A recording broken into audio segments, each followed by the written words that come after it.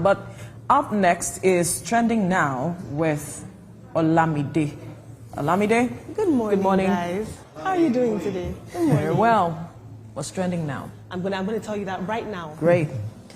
A gospel singer's chilling crime has shaken the community of Agua and Serki Orozo in Nasarawa State near Abuja. Oluwatimileyin Ajayi, a gospel singer, was apprehended with the severed head of his girlfriend. It was concealed in a black nylon bag. This is his girlfriend, as you can see. Now, the arrest followed a tip-off that led security agents to an uncompleted building in the area. And upon interrogation, Ajayi reportedly confessed to the heinous act and disclosed that the rest of the victim's body was at his residence.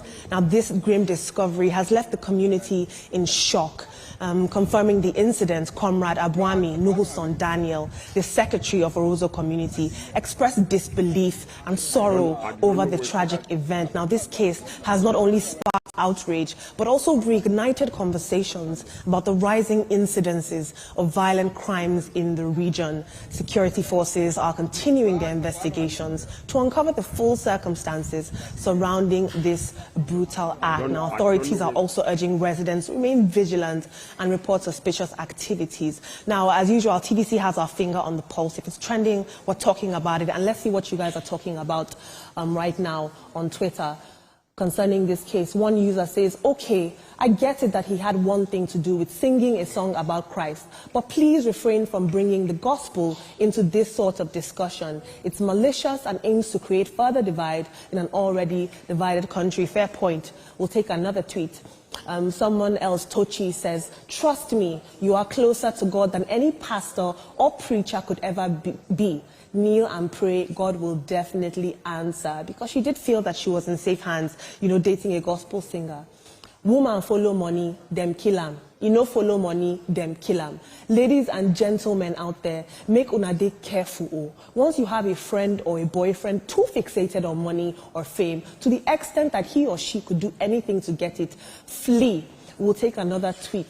Now, I love that we're weighing in on this. Someone made a very valid point. They said she didn't engage in hookups. She didn't chase after wealthy men. She carried herself with dignity and didn't even dress provocatively. She chose to be with a man who identified as a gospel artist, someone who should have upheld values of kindness and respect. Yet despite all this, she was brutally killed by him. Now, funny enough, just yesterday here on TVC, we aired a report about the rise of hookup culture and how that is affecting the mortality rates of young women. But today we have a stark contrast. A young woman who was dating a gospel singer who believed that she was in safe hands and was still brutally murdered. I want you to picture her head in a nylon bag. Crazy, crazy story. I'm curious to hear what you guys think about this. This is honestly so sad because where are young Nigerians girls safe? If we're not safe doing hookup, if we're not safe in the hands of our lovers, where are we safe? I'm curious to hear what you think, Veronica. It's a sad one that because the parents of the girl came out to say that she was not dating the guy, that she was a victim of one chance, according to reports, and that she entered Keke Napep, that's a tricycle, and so that was what happened. So the issue here is that unfortunately she lost her life. What is this crave for riches and the get rich quick syndrome? Yeah. That's the issue for me. She trusted him maybe because he was a gospel artist, but unfortunately she died. I think the rising cases of femicide should be addressed. Yes, I can see that you're clearly distraught by this, Veronica. I can see the empathy in your voice. Yes, Ibrahim, we would love a male story, perspective. Yeah, it's a very sad story. It is. It raises indeed. question about domestic violence, mental health, and also public safety. And we need to look at why people are trying to get rich quick. It's this systemic breakdowns. Our next story is on a more positive note. In a groundbreaking moment for Lagos politics, yesterday Mojisola Lasbat Miranda has been elected as the first female speaker of the Lagos State House of Assembly. Her historic rise came after the impeachment of former Speaker Mudashiru Obasa during Monday's plenary session. Now, prior to her election, Miranda served as Deputy Speaker and represents Apapa Constituency 1. Taking the oath of office, Miranda reaffirmed her dedication to leading the Assembly and steering legislative progress in the state. Her appointment marks a significant milestone for women in leadership roles in Lagos. Now, we've heard about the chaos during the impeachment of Mudashiru Obasa all over the news, but how do you guys feel about this big shift in power? Let's take a look at what you have to say on social media. We're loyal, ma. We're very loyal. Annie says, this is some great news and probably the first time I'm hearing impeachment in Nigeria politics. We'll take another tweet. Ijaya says, power is transient. I couldn't put it more aptly if I tried myself.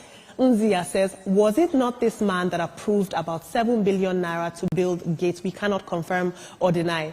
Adedotun says, that is how life is. The same people praising him a few weeks ago are still the ones singing the praise of the new speaker. Hey, all's fair in love and war. We'll take another tweet. Well, that's all we have for now. Now, truly, as one of you guys said on Twitter, power is transient, and this is a big deal for Lagos State. But this isn't the first time a woman has been the Speaker of the Assembly in Nigeria. We had Margaret Chin of Benue State. We had Titi Oseni Gomez of Ogun State. That's the closest we've ever come geographically to a female speaker. So this is a big deal because Lagos is such a pivotal state. But I want to hear what you guys have to think. As usual, my angle is girl power. I love them. Anytime I see a woman being sworn in, I'm happy. I love it. You want to begin? I'm all for the women. You know, even I've always been an advocate of the women to take the lead. Yeah.